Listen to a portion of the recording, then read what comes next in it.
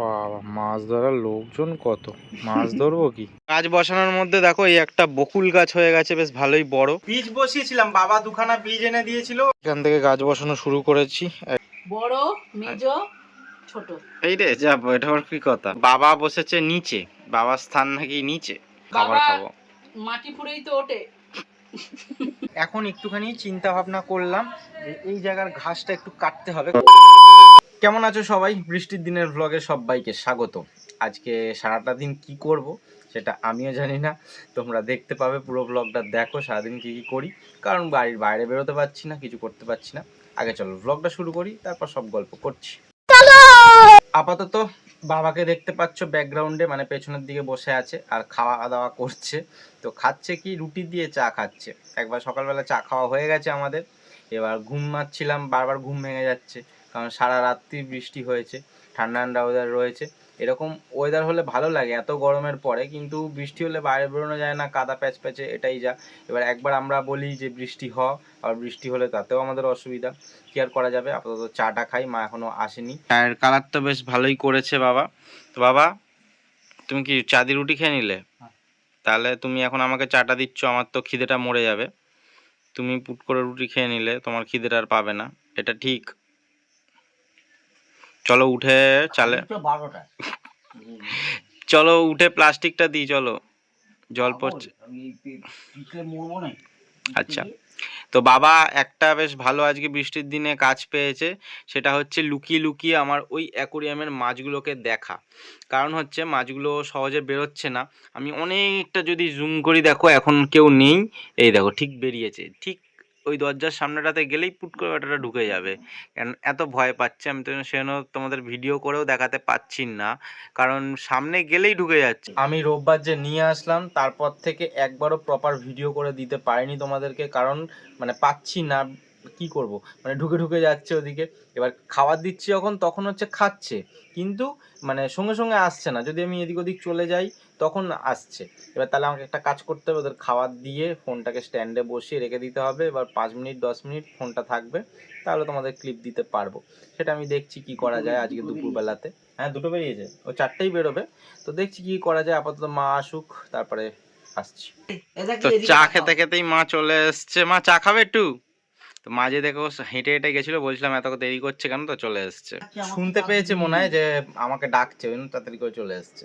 তুমি আমার ছাতাটা নিয়ে গেলে কেন?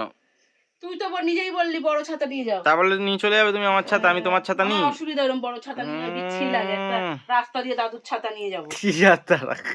দাদুর ছাতা না, ওগুলো বড় বড় ছাতা ওরকমই হয়, এখন সবাই বড় বড় ছাতাই নেয়। ফুল তুলেছো তো তুলো, বৃষ্টিতে ফুল তুলবে না। বৃষ্টিটা বেশ ভালোই পড়ছে। এবার বাইরে গেছিলাম, কেন গেছিলাম তার কারণ হচ্ছে একটা দুটো গাছ বসানোর জন্য, যেহেতু ওয়েদারটা ভালো আছে। কিন্তু মাঠের ধারে এত পরিমাণ জঙ্গল হয়ে গেছে, কোনো জায়গায় গাছ বসানো যাবে না। সেই এই ঢুকে যাচ্ছে নাকি? তো যাই হোক, মানে কি করবো আর, দেখি কি করি আজকে। এবার বৃষ্টির মধ্যে জঙ্গল পরিষ্কার করা যাবে না, কি থাকবে না থাকবে। গাছ বসানোর মধ্যে দেখো এই একটা বকুল গাছ হয়ে গেছে, বেশ ভালোই বড়। এই গাছটা বসাবো, কিন্তু একটা ভালো জায়গা না হলে তো বকুল গাছ বসানো যাবে না। বকুল গাছ বেশ দেখতে সুন্দর হয়, ভালো সুন্দর স্কেপে হয়, ভালো একটা জায়গা লাগবে বসানোর জন্য। আর এই কাঞ্চন ফুলের গাছগুলো রয়েছে অনেকগুলো, এগুলো বেগুনি বেগুনি কালারের ফুল হবে। তো এই গাছগুলো বসাবো, কিন্তু জায়গা পাচ্ছি না বৃষ্টির এতে। এই একটা বকুল গাছ, এই এখানে 3খানা বকুল গাছ আছে, এগুলো বেশ বড় বড় হয়ে গেছে, কিন্তু দেখা যাক কোথায় বসাই। বর্ষার দিনে টিফিন খাওয়া যাক, দেখি মা কি রান্না করেছে আজকে বর্ষার দিনে টিফিনে।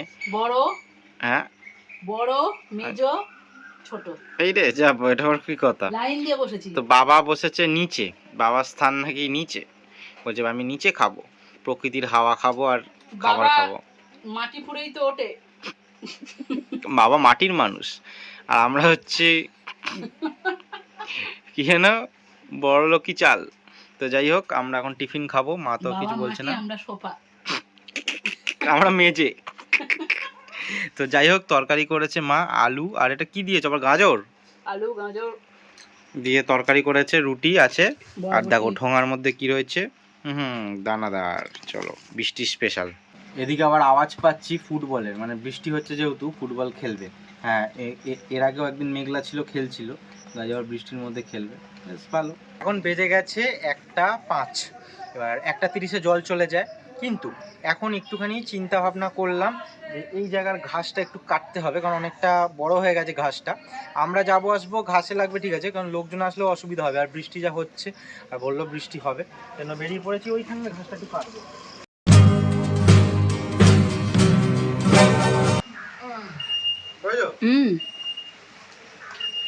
দেখা যাচ্ছে দেখা যাচ্ছে। বীজ বসিয়েছিলাম, বাবা দুখানা বীজ এনে দিয়েছিল, ওই বীজগুলো বসিয়েছিলাম। তো এতগুলো গাছ হয়েছে, এবার ভাবছি রাস্তার ধারে ধারে 3-4টে গাছ বসিয়ে দেবো, তুলে তখন লোকে তুলে নিয়ে যাবে। যদি কেউ তুলে না নিয়ে যায় তো ঠিক আছে, কারণ অনেক কাঞ্চন গাছ হয়েছে বাবা মানে দোকানের সামনে, ওখানে ওখানে একটা গাছ আছে দোকানের সামনে, ভর্তি চারা দেখছি হয়েছে 50-100টা। এবারে 3-4টে হয়েছে, দেখা যায় ওখানে বসিয়ে দিই, বৃষ্টিও পড়ছে, দেখা যাক কতটা থাকে, লোকে না চুরি করে দেখি, একটা এক্সপিরিয়েন্স। আর বাবা এদিকে দেখো পুরো উঠোনটা পরিষ্কার করে দিয়েছে।